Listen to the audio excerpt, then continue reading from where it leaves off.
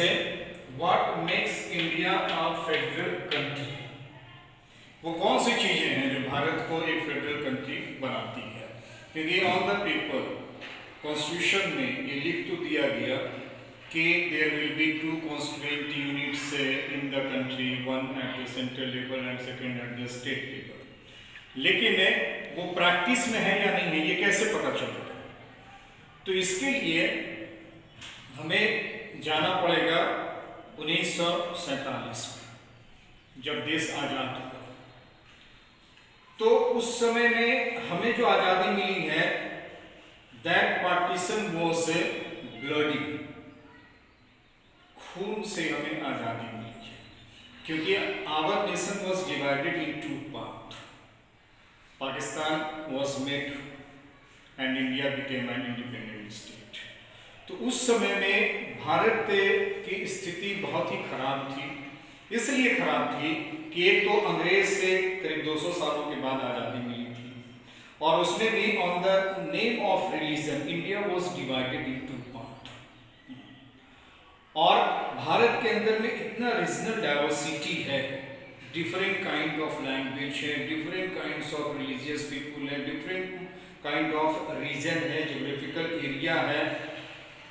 और उस समय में एक भय देश के नेताओं के सामने में आया था कि कहीं इंडिया का और डिवीजन न हो जाए।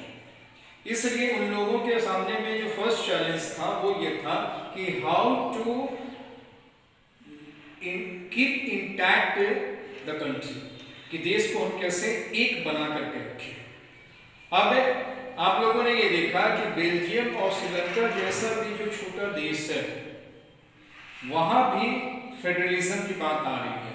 और 1993 में जब बेल्जियम में कॉन्स्टिट्यूशनली पावर दिया गया वोलोनिया को और फ्लेमिश को, तब जाकर के वह एक ऑटोनोमस से इंडिपेंडेंट स्टेट बन पाया था। तो जाहिर बात है कि भारत जैसा जो बड़ा देश है, जहाँ पर so many of regional diversity are there, तो वहां पे तो ये चैलेंज और भी बड़ा था। तो भारत के सामने भी एक समस्या ये थी कि भारत को इंटैक्ट कैसे रखा जाए। दूसरी समस्या थी कि भारत में 550 से ज्यादा प्रिंसली स्टेट्स थे। उसमें से most of the princely states agreed to live with India, वो भारत के साथ रहने को तैयार हो गया, भारत में उनका मर्ज भी हो गया, भारत में वो शामिल हो गए। Then our constitution was made, and in that constitution it is written India is the union of states, Bharat राज्यों का संघ है। वहां पे फेडरलिज्म या फेडरल जैसा शब्द नहीं लिखा हुआ है, वहां पे लिखा हुआ है कि India is the union of states, यानी वो राज्यों का संघ है।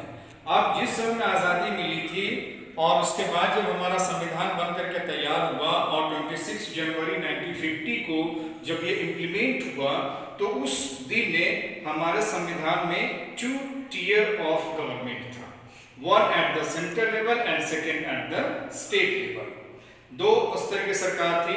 लेकिन लेटर ऑन बाद में जाकर के इस देश के दोनों गवर्नमेंट को, स्टेट गवर्नमेंट को भी और सेंट्रल गवर्नमेंट को के लीडरशिप को भी ये लगा कि नहीं, अभी भी since India is a big nation, diversified nation, और जो डेवलपमेंटल स्कीम है वह अभी तक to the end of the people नहीं पहुंच पा रहा है, अभी तक लोगों तक नहीं पहुंच पा रहा, 6 लाख गांवों तक नहीं पहुंच पा रहा। So there is a requirement of a 3rd tier of the government. तो ये जब महसूस किया गया कि तीसरे स्तर की सरकार भी होनी चाहिए, तो उसको ध्यान में रख करके इस देश में 1976 में एक कमीशन बना था, अशोक मेहता कमेटी बनी थी, बलवंत राय मेहता कमेटी बनी थी, और उसके बाद में इस देश में एक 3rd tier of the government जुड़ा, जिसको हम लोग पंचायती राज सिस्टम कहते हैं। अब शहरी इलाका में ये म्यूनिसिपैलिटीज कहलाया और रूरल एरिया में ये पंचायती राज सिस्टम कहलाया। तो now in India there are 3 levels of government, 3 स्तर की सरकार भारत में है, one at the central level, second at the state level and 3rd at the district level. District level पे है municipality and panchayati Raj system. तो इस तरीके से भारत के अंदर में 3 स्तर की सरकार बनी। और interesting point is this that ये तीनों सरकारें सेम सिटीजन को ही गवर्न कर रही हैं, लेकिन सबका जुरिडिक्शन अलग अलग है। और कॉन्स्टिट्यूशन में अमेंडमेंट हुआ था, कॉन्स्टिट्यूशन में से अमेंडमेंट हुआ 73rd amendment and 74th amendment है, जिसके बाद में म्युनिसिपैलिटीज को और पंचायती राज सिस्टम को पावर दिए गए थे और उनके फंक्शन को कॉन्स्टिट्यूशनली गारंटेड किया गया था।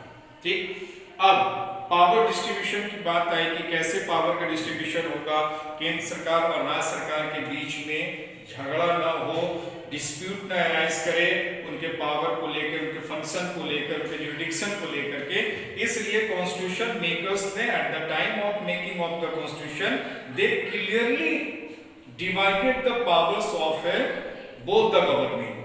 और जो पावर का डिस्ट्रीब्यूशन हुआ है वो ऑन द बेसिस ऑफ कि the constitution specified that there will be 3 lists: union list, state list and a concurrent list। तो यूनियन लिस्ट बनाया गया। यूनियन लिस्ट में 97 सब्जेक्ट्स को रखा गया, 97 सब्जेक्ट्स को रखा गया, यानी इसमें 97 विषय हैं जिसके ऊपर ओनली यूनियन गवर्नमेंट और the central government will make the law. उसमें जो कुछ सब्जेक्ट्स हैं, railways, communication, defence, currency, banking, foreign policy etcetera, यानी जो नेशनल इंटरेस्ट के सब्जेक्ट हैं, जो राष्ट्रीय स्तर पे जिसमें काम होना है, उस पे कानून केंद्र सरकार बनाएगी। यूनियन लिस्ट है तो central government will make the law. Central government will make the loss. तो यूनियन लिस्ट का मतलब हो गया सेंट्रल गवर्नमेंट कानून बनाएगी। Second one is state list. State list में 66 सब्जेक्ट्स रखे गए, 66 विषय इसमें रखे गए और इसमें law and order, irrigation, police, trade, commerce etcetera. And it was said that the state government will make the laws। यानी स्टेट लिस्ट में जो सब्जेक्ट्स है उसमें केवल स्टेट गवर्नमेंट ही कानून बनाएगी और उनके 66 सब्जेक्ट्स है जिसके ऊपर वो कानून बना सकते हैं। ठीक। Third one is concurrent list. Concurrent list को समवर्ती सूची कहते हैं और इसमें 47 सब्जेक्ट्स हैं, यानी 47 विषय को इसमें रखा गया है। इसमें education, forest, trade union, marriage, adoption etcetera, these are the subjects. और इसमें कहा गया है both the government will make the laws, यानी दोनों सरकार इसमें कानून बनाएगी, केंद्र सरकार भी कानून बनाएगी और राज्य सरकार भी कानून बनाएगी। यह बात कही गई है कि कंकरेंट लिस्ट में जिसमें education, forest, trade union, marriage, adoption etcetera है, इसमें बोथ द गवर्नमेंट में केंद्र सरकार भी कानून बनाएगी और राज्य सरकार भी कानून बनाएगी।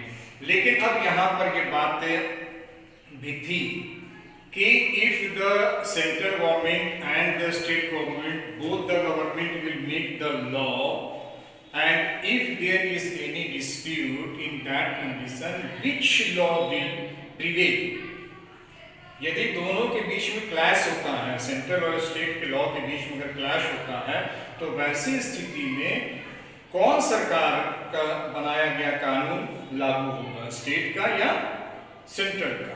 तो उसमें संविधान ने इस बात को स्पेसिफाई कर दिया है कि if there is any dispute between the laws of the both the government, then the law made by the central government will prevail. कि सेंट्रल गवर्नमेंट के द्वारा जो कानून बनाया गया है वही कानून प्रिवेल करेगा, यह स्पष्ट कर दिया है संविधान ने। ठीक।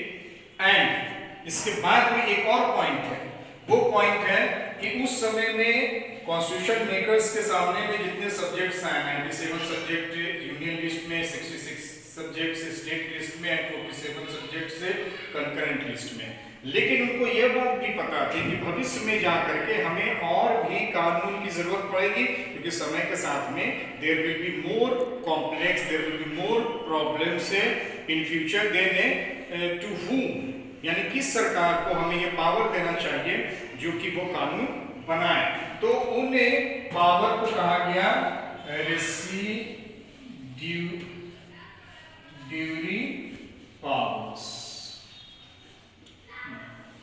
रेसिड्यूरी पावर, रेसिड्यूरी पावर का मतलब ये हो गया कि वैसा कानून जो अवशेष है, जो बाद में कानून आएगा, जैसे बाद के दिनों में उन दिनों में कंप्यूटर नहीं था, साइबर नहीं था, उन दिनों में टेररिज्म नहीं था, और भी बहुत सारी चीजें उन दिनों में नहीं थी, तो वो सब उनके ऊपर में कानून कौन बनाएगा। तो constitution specified that in the received powers, in the received subjects, the central government will make the laws। ये संविधान बहुत स्पष्ट रूप से कहता है कि सेंट्रल गवर्नमेंट ही कानून बनाएगी रिसीव्ड पावर पे। अब यहाँ पे एक सवाल और खड़ा होता है, वो सवाल क्या है कि अभी हम लोगों ने पढ़ा था कि India belong to holding together federation, और होल्डिंग टुगेदर फेडरेशन में क्या था कि central government is more powerful. अब यहाँ पर दो एग्जाम्पल मिल गया जो इस बात को स्टैब्लिश करता है इन इंडिया यूनियन गवर्नमेंट और central government is more powerful then the state government. कैसे? तो एक तुम लोगों ने ये देखा कि कंकरेंट लिस्ट में अगर डिस्प्यूट होता है तो सेंट्रल गवर्नमेंट के बनाए गए कानून लागू होंगे। दूसरा, रिसीव्ड पावर में कानून बनाने का अधिकार केवल सेंट्रल गवर्नमेंट को दिया गया। तो these two things establish that in India central government is more powerful than the state government। ठीक, इसके बाद में हम लोग अभी तुम लोगों को ये बात मालूम चल गई कि भारत में जम्मू कश्मीर राज्य जो कि पहले एक अलग स्पेशल प्रिविलेज वाला राज्य हुआ करता था, उसके पास अपना कॉन्स्टिट्यूशन था, उसके पास अपना फ्लैग था, और वह अपने तरीके से सरकार चलाता था, और यह संविधान में जिक्र किया हुआ था। और उस वहां पर केंद्र सरकार की बहुत सारी स्कीम्स लागू नहीं होती थी, लेकिन पिछले साल केंद्र सरकार के एफर्ट के द्वारा, मोदी सरकार के द्वारा 370 आर्टिकल 370 जिसके तहत जम्मू कश्मीर को स्पेशल स्टेटस मिला हुआ, तो वो समाप्त हो गया। ठीक है, अब इसलिए अब उसकी चर्चा करने की जरूरत नहीं है, क्योंकि अब Jammu Kashmir is a now the integrated part of India as Bihar, UP and other states. अब इसके बाद में तुम लोगों ने ये भी पढ़ा है कि there are several union territories. इस देश में कई यूनियन टेरिटरीज भी हैं। तो यूनियन टेरिटरी इज व्हाट? तो union territory is a small geographical area which is governed by the union government or the central government। Union territory जो है वह भौगोलिक रूप से एक बहुत छोटा सा हिस्सा है जिस पर केंद्र सरकार का शासन होता है।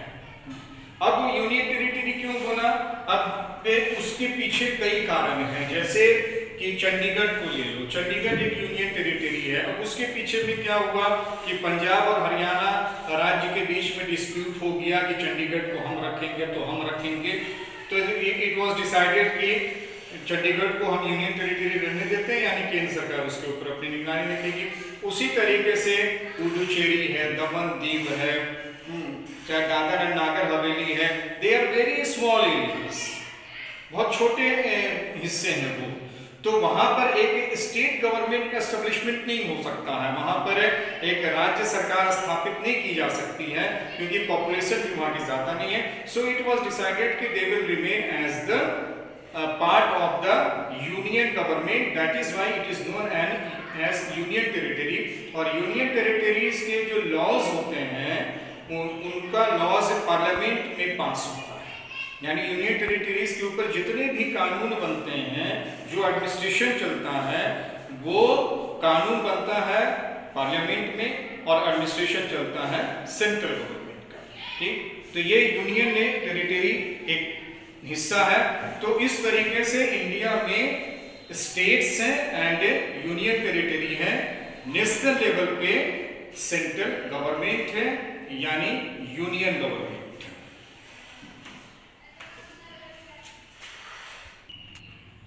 अब जैसा कि हम लोग फीचर ऑफ द फेडरलिज्म पढ़ रहे थे, तो उस समय में हम लोगों ने ये देखा था कि no government can unilaterally pass any law related to the fundamental provisions of the constitution। यानी केंद्र सरकार के पास में भले ही पावर सकता है,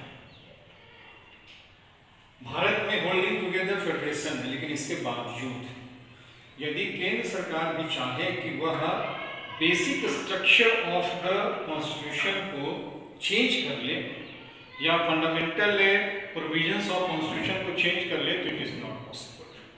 constitution specified that basic structure of the constitution को चेंज करने के लिए क्या करना होगा, ये संविधान बहुत स्पष्ट रूप से लिख दिया है।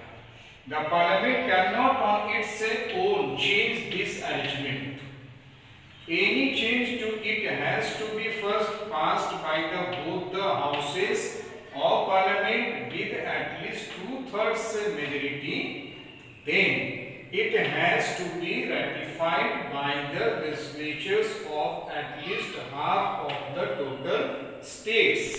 यानी यदि भारत के संविधान के बेसिक स्ट्रक्चर को चेंज करना है तो उसके लिए पार्लियामेंट को 2/3 बहुमत से उसे कानून को पास करना होगा, प्लस उसको इस देश के जितने भी राज्य हैं उनमें से आधे राज्यों